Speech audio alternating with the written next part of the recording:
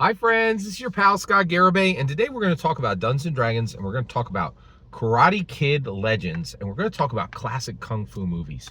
So I love Dungeons and Dragons, and I love Karate Kid. I have consumed every piece of Karate Kid content available on the big and small screen, and you know, actually, I've seen everything on opening night except Hilary Swank's movie.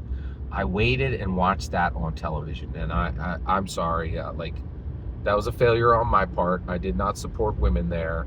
I don't know what was going on in my life, but that I don't want to, I need to be open and honest with you.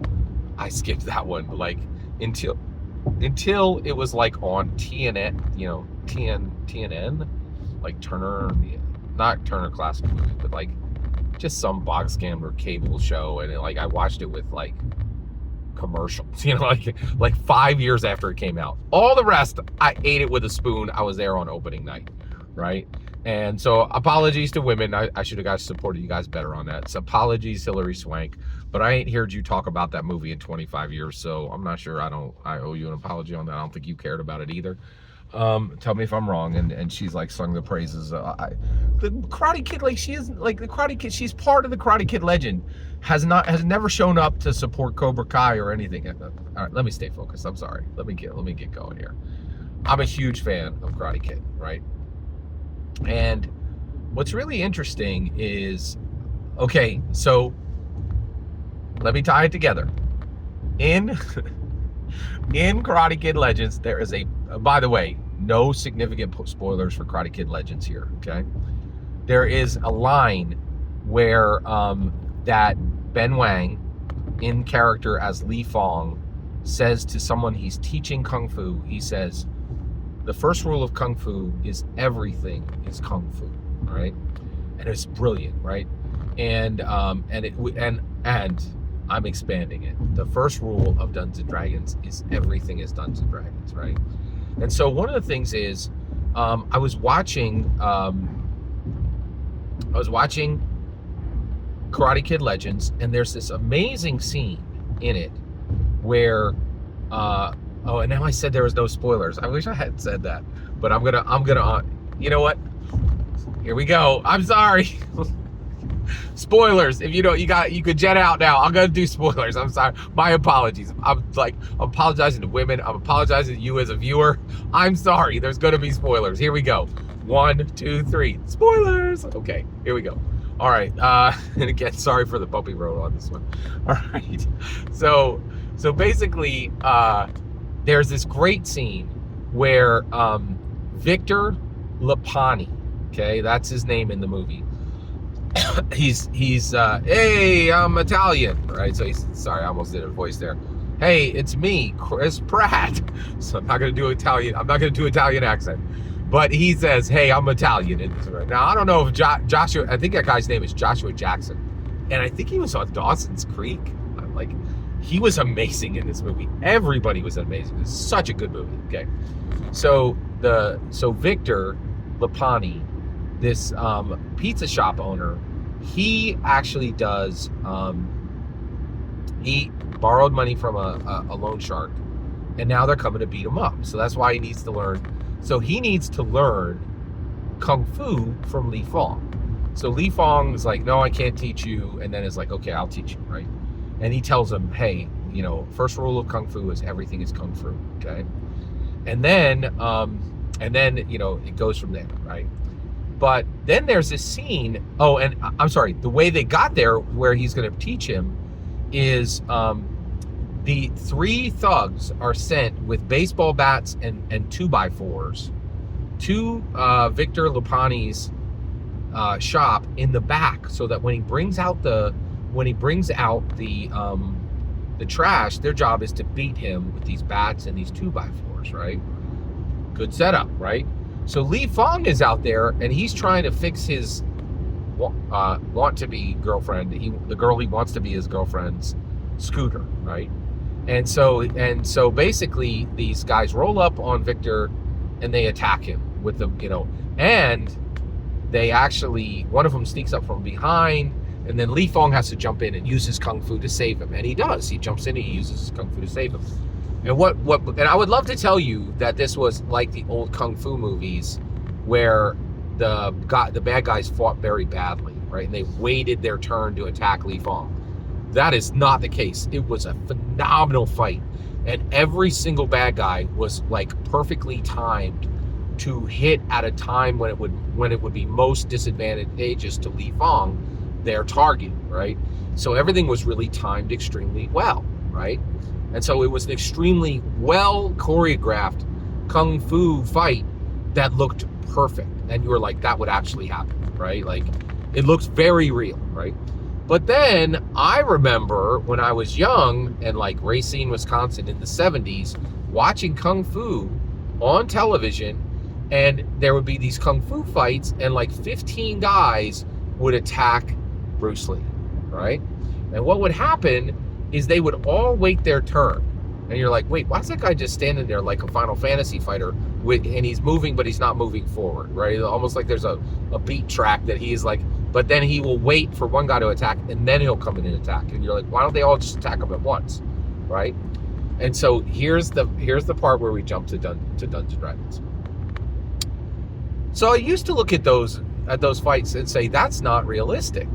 If a bunch of mooks, and that's the term that actually, if a bunch of minions, kung fu minions, are going to jump in on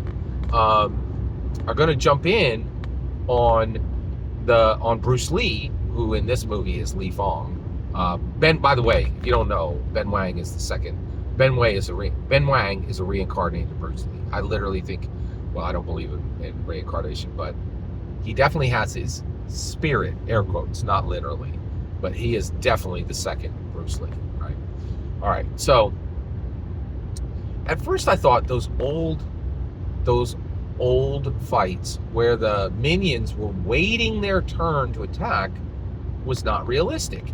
And then when I saw like Li Fong fight those minions, the three minions, to save Victor Lapani at the back of his pizza shop, I was like, oh, that's realistic. But the more I thought about it, no, that's not the case. Minions do wait their turn. They do fight poorly. How do we know this? Well, you can see it. You can see it in how the OSR and the Indy are attacking Dungeons and Dragons. So let's walk it through. So when the OGL crisis came out, three minions emerged, right? Who were they? They were Cobbled Press with Project Black Flag, and they were MCDM with Draw Steel, and they were Critical Role with Daggerheart, right? And you're like, well, wait a second, they did not all attack at once. That's fascinating, right?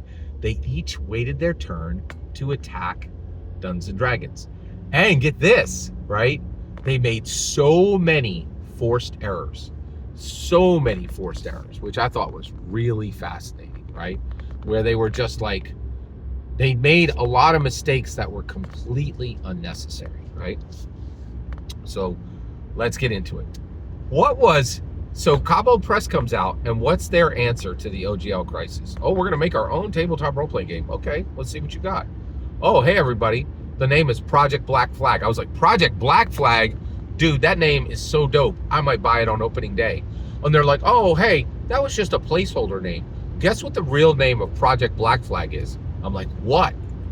It's got to be something like the Dragon's Shadow Fangs, right? It's got to be, if it's going to be cooler than Project Black Flag, it's got to be amazing. What's your name? Tales of the Valiant. Tales of the Valiant. Tales of the Valiant is our name. Wait, did you say that in a My Little Pony voice? Like, what, are you joking?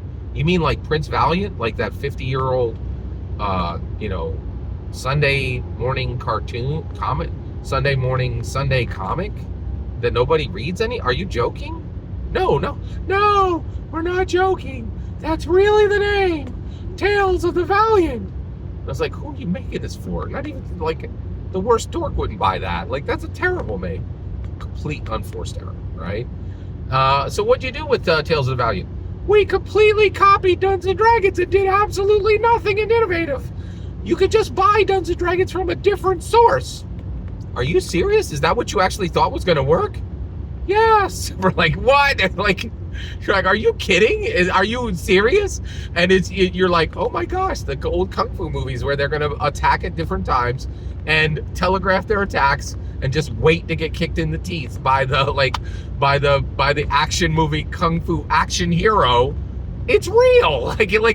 Like Cabo Press's attempt to defeat Dungeons and Dragons was thoroughly laughable. It was just complete minion moves, telegraphed moves, complete unforced errors. It was laughable. It was an absolutely laughable attempt, right? Now, what happens when Daggerheart comes out? Oh, that's real. That is a very, like, that's more than a minion. That's an adversary, right? That ain't a minion. That's at least a henchman. That might be a villain. And that's where we are right now. Okay. Everybody's like, whoa. Tales of the Valiant, that's a minion. Telegraphing moves, waiting for their turn to attack rather than attacking together, right? Like, yeah, that's a minion. But wait a second, what we talking about here? Like, Daggerheart is either a henchman or a villain, right? If it's a henchman, D&D might be in a little trouble. If it's a villain, D&D in a lot of trouble, okay? And so we don't know yet, right? Now, get this. Wait a second, what aren't you going to talk about MCDM? Yes, I am. I'll tell you right now. Dungeons and Dragons ain't going to give up. They're going to go hard, right? And I think they know that they need to. Daggerheart is the Krispy Kreme to the Dunkin' Donuts, right? Okay?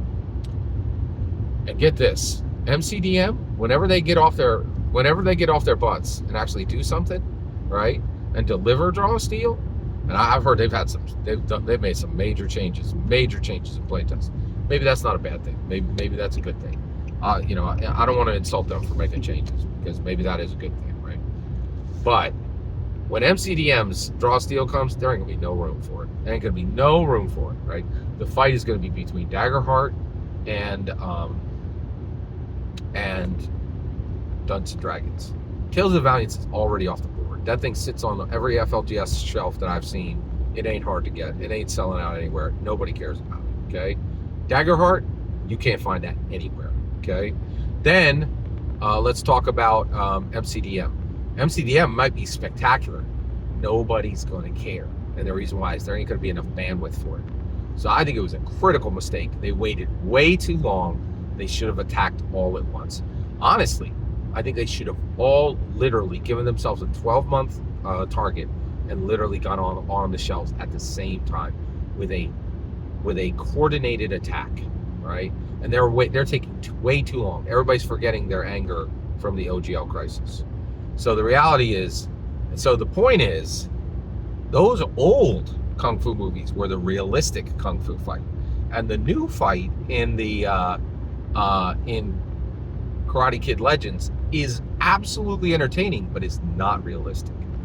And it does perfectly mirror the actual minion versus action. So the minions, Critical Role, MCDM, and Cabo Press, those are the minions. The action hero is Dungeons and Dragons. Every single word you just heard in this video is my humble opinion. The important part is when I get to hear your humble opinion. When you get in the comments and send your traffic. Please consider subscribing and have a fetch millennium.